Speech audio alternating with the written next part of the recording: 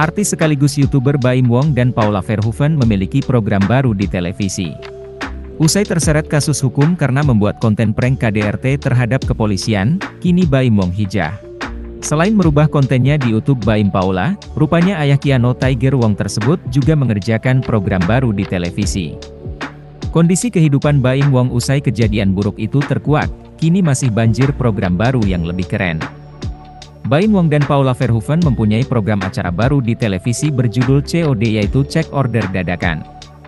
Hal tersebut diketahui dari unggahan Instagram Baim Wong melalui akun pribadinya baru-baru ini. Dilansir dari postingan tersebut, Minggu, 27 November 2022, program baru Baim Wong dan Paula Verhoeven tersebut tayang di RCTI. Tayangan perdana akan dimulai 28 November 2022 pukul 12.30 WIB di RCTI. Boskio, kalian lebih suka order makanan atau yang suka order barang-barang lucu? Gimana nih perasaan kalian kalau tiba-tiba dapat kiriman barang yang gak kalian order? Saksikan keseruan dari COD, Cek Order Dadakan, tulisnya.